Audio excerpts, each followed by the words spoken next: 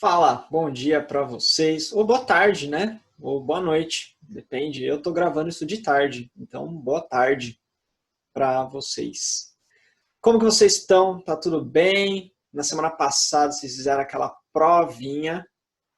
Pois é, né? Eu tava corrigindo umas coisas dos segundos anos e foi bem fácil, porque todo mundo copiou um do outro e aí choveu nota vermelha. Foi bem interessante. Se você fez alguma coisa nesse sentido, copiou da internet, copiou de alguém, putz, ferrou-se tudo, né? Vai ter que fazer recuperação. Mas se você não fez isso, legal, parabéns, não fez mais que sua obrigação, estou muito feliz com você, certo? Aê, parabéns, hein? Vamos começar a falar de outras coisas mais legais para vocês, né? Porque eu estou me divertindo horrores aqui zoando. Enfim, vamos voltar para a aula, né? Na última aula que eu fiz vídeo para vocês, a gente estava falando de Weber. Eu quero terminar Weber hoje, comparar ele um pouquinho com Durkheim, para que na próxima aula, na semana que vem, eu já comece a falar de Marx. E aí Marx a gente não vai demorar tanto quanto Weber. Tá? Era interessante vocês saberem bem de Weber, porque ele tem umas ideias um pouquinho mais, né, avançadas e tal, e é bom vocês entenderem o mínimo que fosse das ideias dele sobre racionalidade. Nas próximas aulas a gente vai introduzir Marx, não vou ficar tanto tempo em Marx com vocês, até porque no ano que vem a gente vai acabar vendo mais ele, porque a gente vai falar muito de capitalismo e trabalho. E aí não tem como não falar de capitalismo e deixar de falar de Marx, certo? Então vamos compartilhar aqui a tela, vamos terminar o Weber hoje, para na semana que vem a gente começar a falar de Marx, certo? Certíssimo. Então, no slide anterior foi quando a gente terminou a aula passada, falando de associação racional, né? Falamos das instituições, como, por exemplo, o Estado, como a igreja, tá? Eu havia pedido para vocês também fazerem um exercício falando sobre o casamento. Será que o casamento é uma instituição? E aí, nesse sentido, como que a gente responde essa questão do casamento, né?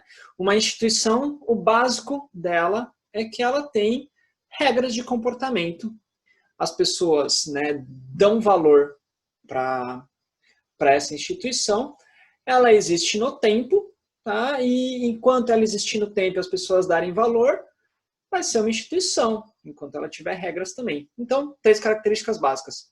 Ter regras, durar no tempo, as pessoas darem valor para elas. E o casamento é assim? O casamento, ele é assim. Tá? Mas vamos explicar direitinho porque o casamento é desse jeito. O casamento, sim, é uma instituição. Tá? A instituição do casamento. Primeiro porque tem regras. Tá? Então, se você está casado, você vai criar as regras entre vocês, né, vocês dois. Mas as regras básicas, a regra mais básica de um casamento que o pessoal concorda que existe, a maioria, né, é que você não pode trair. Então, você está casado com uma pessoa, você está com essa pessoa, você não pode trair essa pessoa, porque aí o casamento ele vai para o saco. Ou tem todo motivo para acabar esse casamento, certo? Segundo, o casamento dura no tempo. E aí, quando eu falo que um casamento dura no tempo, não é o casamento dessa pessoa com essa pessoa, mas eu quero falar o casamento em geral, a ideia de casamento dura no tempo. Como assim a ideia de casamento dura no tempo? Olha, ainda é meta de vida de muitas pessoas se casarem para serem felizes, certo? Então, isso era uma coisa que anteriormente, no começo do século passado, era uma pressão social muito maior do que é hoje. E hoje ainda há uma pressão social para que as mulheres, principalmente, elas se casem, não é mesmo? Então, a mulher não se casou antes dos 30, ela vai sobrar para tia. Não tem esse bullying, essa brincadeirinha de mau gosto que fazem com as meninas? Se não casar, vai sobrar para tia, que é o quê? É uma pressão social para que a pessoa ela case. E se há essa pressão social, significa que a sociedade ainda valoriza muito o casamento. Então, o casamento é uma ideia, é uma instituição que dura no tempo, não é efêmero. E como ideia, eu não estou falando do seu casamento. Eu estou falando do casamento em geral, não no casamento daquele casal, tá? Então ele tem regras, ele dura no tempo e as pessoas elas dão valor, né? Como assim elas dão valor? É esse lance que eu acabei de falar para vocês, né? Se a mulher vai sobrar para tia, significa que muita gente está dando valor ao casamento. A partir do momento em que várias pessoas parem de dar valor à instituição do casamento, dizendo, eu não preciso casar, eu posso só me ajuntar com alguém, morar com alguém. Se muita gente começar a fazer isso, se a maioria das pessoas começarem a fazer isso, as pessoas vão parar de ligar para o casamento. Parando de ligar para o casamento, ele pode desaparecer. O casamento como instituição. E aí ele deixa de ser uma instituição. Tá? Então, o casamento é uma associação racional com relação a fins. Tá? Plenamente desenvolvida, não é efêmera, mesmo se renovando os sócios, as pessoas, né? Por exemplo, a Gretchen, o Fábio Júnior. A Gretchen casou umas 15 vezes sem exageros, né? Mas a instituição casamento permanece. Por mais que ela tenha casado mais de 10 vezes, ela sempre quer casar. Então, a instituição casamento ainda permanece como uma ideia na sociedade, tá? Uma ideia válida. Quando isso ocorre, Weber diz que as associações humanas se institucionalizam. Então, o casamento é uma instituição, certo? Você quer anotar aí para entender casamento? Volta no vídeo e pega de novo o que eu falei. Tudo bem? Mas não é uma ideia difícil, tá? E aí, vamos caminhar para ir terminando Weber. Tá? Então, olha lá. Embora, e aqui já comparando até com Durkheim, tá? Isso que vai ser interessante, certo? Então, olha lá. Embora as coisas já estivessem prontas quando você nasceu, o casamento já existisse, a igreja já existisse, a escola, o Estado, a família, tá? Embora já estivessem prontas quando você nasceu, embora você esteja obrigado a agir conforme este pacote de regras que regulam a sua vida, você não pode bater, você não pode xingar o amiguinho, você tem que obedecer às leis, você não pode atravessar fora da faixa de pedestre, você tem que atravessar no sinal verde. Por mais que você não obedeça sempre, por mais que ninguém obedeça sempre, você sabe a regra, não é verdade? Então, por mais que você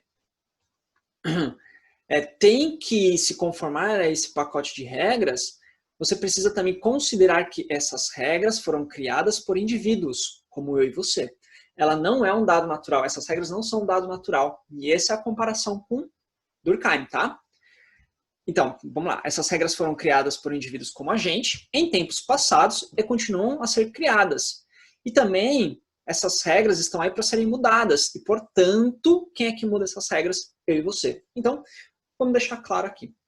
Durkheim falava que o seguinte, eu tenho a sociedade, que é um corpo social, que está acima dos indivíduos, e ele tem, então, a sociedade ela tem uma vivência própria, que não é a vivência no conjunto dos indivíduos. Tá? Eu já falei isso, volta, vê as aulas lá atrás do Durkheim, lê o livro, ele falava isso. A sociedade tem uma vivência própria. Ela existe antes da gente, e por isso ela é diferente de nós, ela não é o conjunto coletivo dos indivíduos. Ela é um ser social próprio. Tá? Essa é a ideia do Durkheim. Weber pega e fala, não é bem assim.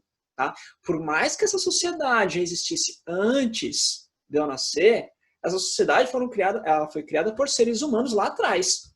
Tá? Os seres humanos criaram a regra.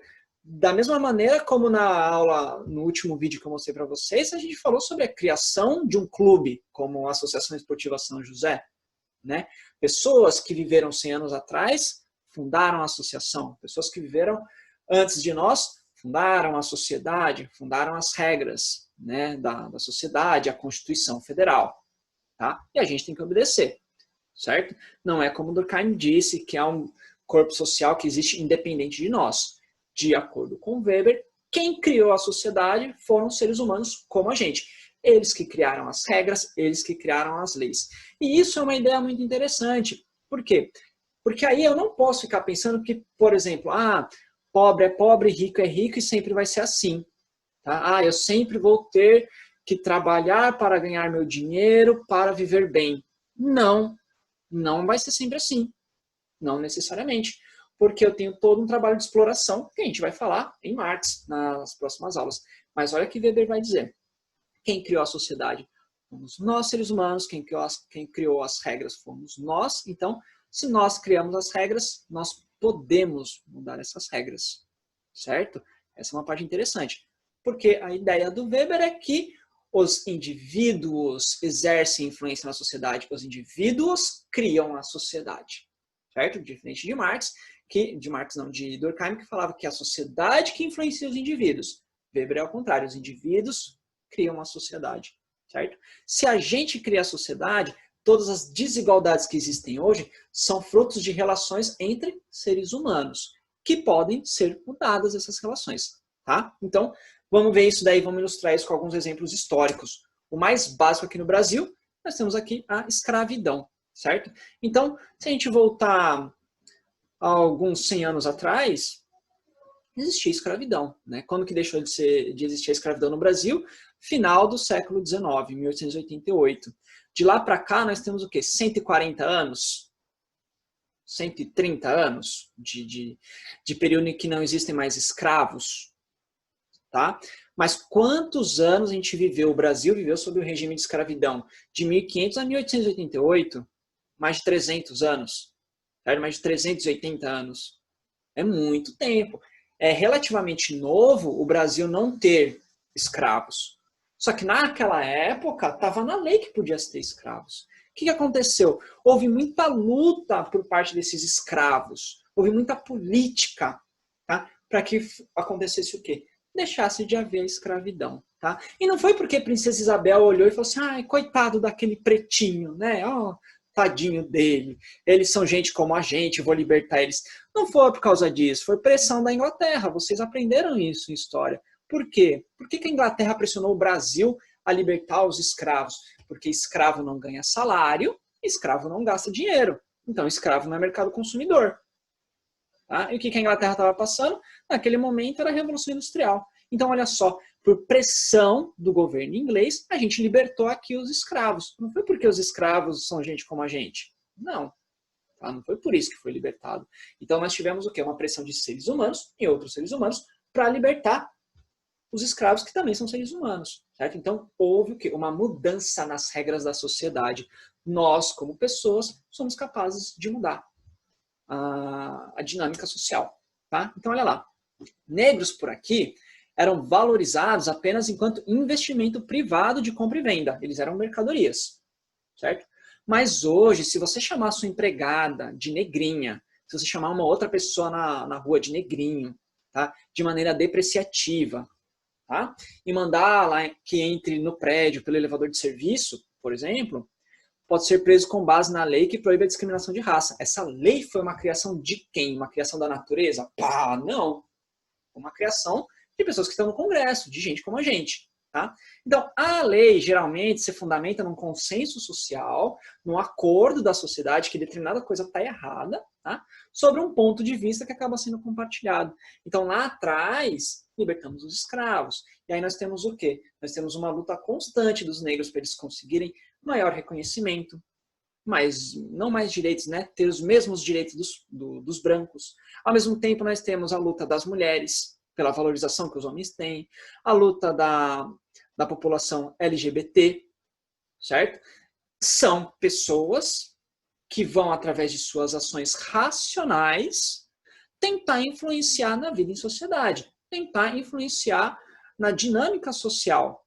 E elas conseguem? Conseguem. Tá? E isso é uma prova de que a visão de Weber tem o seu ponto. Tá? Nós, como seres humanos, somos capazes de mudar a sociedade. Então, o indivíduo exerce influência na sociedade de acordo com Weber, certo? Não é difícil essa ideia. O que vocês precisam saber é que toda a nossa sociedade, ela é fruto do quê? De uma racionalidade do indivíduo. Tá? Toda a dinâmica social, a existência da igreja, da escola, do casamento, da família, é fruto de indivíduos que pensam, que usam a racionalidade para quê? Para tornar a nossa vida melhor. Vamos pensar o que é a lei. A lei não é nada mais do que senão regras de comportamento criado por seres humanos racionais para que a vida em sociedade ela seja melhor, ela seja previsível, ela não seja violenta, certo?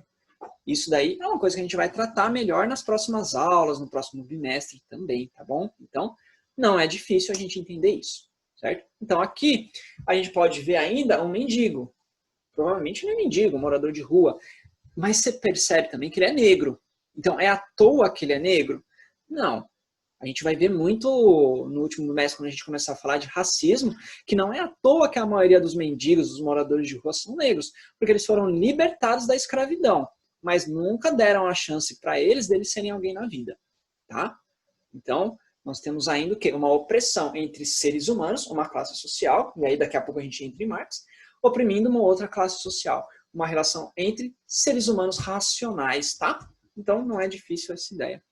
Mas vamos continuar, vamos para outra ideia também do Weber, que eu acho muito interessante, para vocês pensarem esse lance da racionalização. Então nós temos aqui um quadrinho, né? Então, tá lá. Um arco-íris, você sabia que eles são pintados pelas fadas? Aí a outra tartaruguinha, sei lá, caracol, que é outro animal, fala o seguinte: arco-íris é formado pela reflexão, refração e dispersão dos raios solares na água da chuva. Aí eu vou falar, então acho melhor nem te falar do pote de ouro.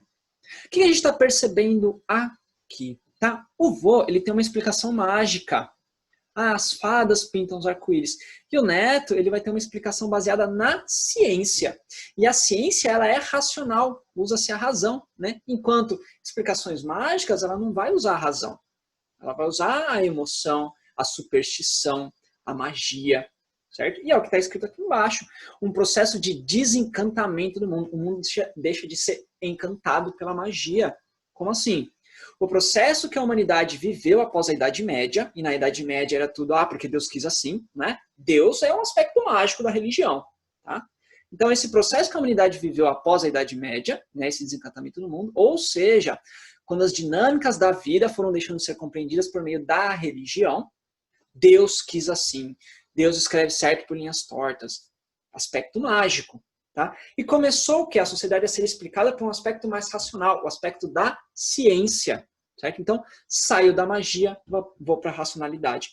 Qual é o nome desse processo? Desencantamento do mundo. O mundo deixa de ser encantado. E é isso que Weber vai falar.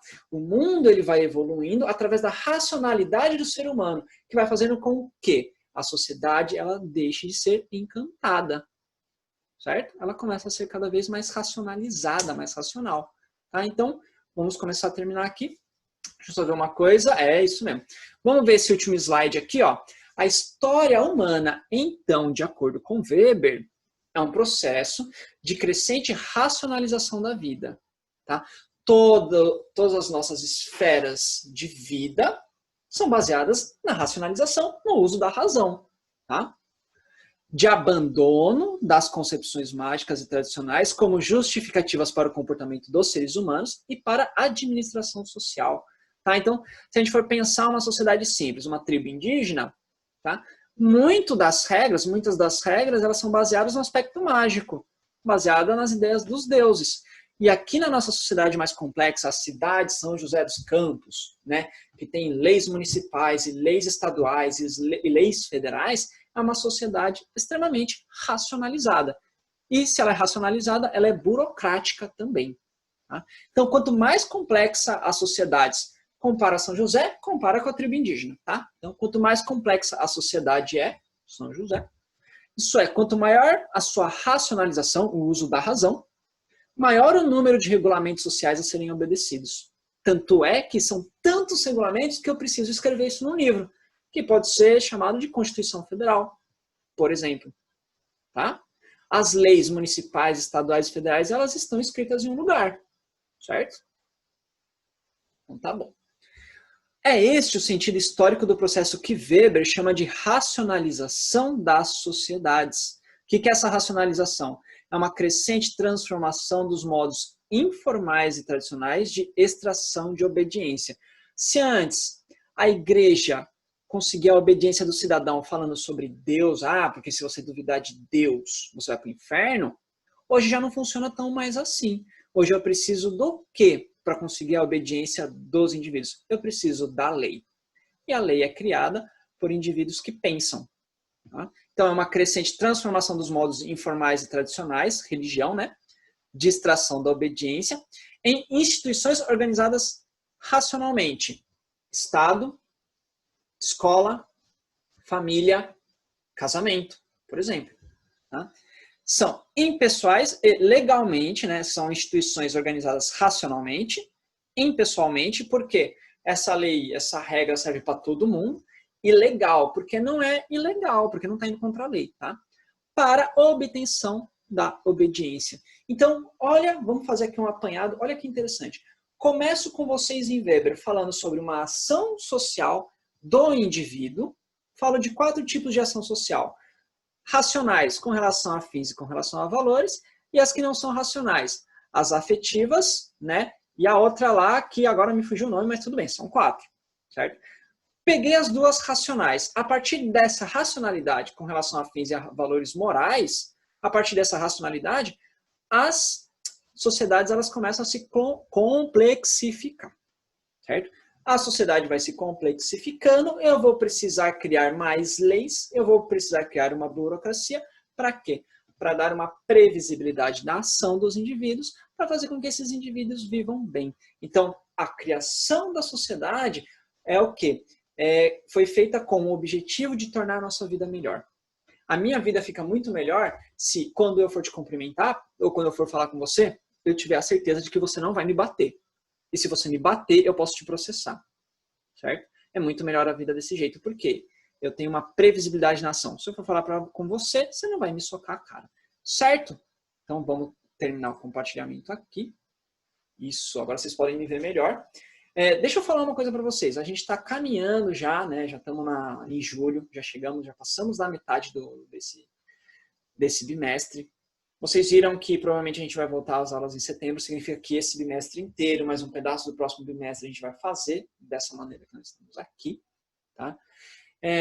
Então a gente já está caminhando para a segunda metade, eu vou terminei Weber com vocês, a gente vai começar a fazer Marx, daqui a pouco a gente vai fazer mais exercícios de fixação, a gente vai fazer mais uma prova, e daqui a pouco eu tenho que fechar a média de vocês. Certo? Por enquanto vai funcionando desse jeito, infelizmente é o que temos para hoje, tá? Se vocês tiverem alguma dúvida, vocês me mandem mensagem, manda mensagem no WhatsApp, manda no Google Sala de Aula. Mas deixa eu explicar uma coisa com relação ao Google Sala de Aula, né? Não sei se aconteceu com vocês, que às vezes eu demoro muito para responder. Mas é por causa do quê?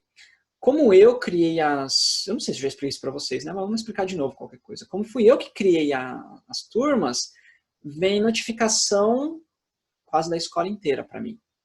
E aí eu acabo até me perdendo nessas notificações porque eu só apago. Então eu não sei o que é diretamente para mim, porque normalmente não é para mim essas notificações. Mas eu tento responder vocês. Se você precisar de alguma coisa, entre em contato comigo no WhatsApp, vocês sabem que vocês podem mandar mensagem, eu vou responder assim que possível. Certo? Então, é isso, né, gente? Um beijo, fiquem bem, estudem, vai dar tudo certo. Nada de furar a quarentena, não pode furar a quarentena para pegar ninguém, tá? Todo mundo dentro de casa, ok? Um beijo para vocês, ó. Bons estudos e até mais. Tchau.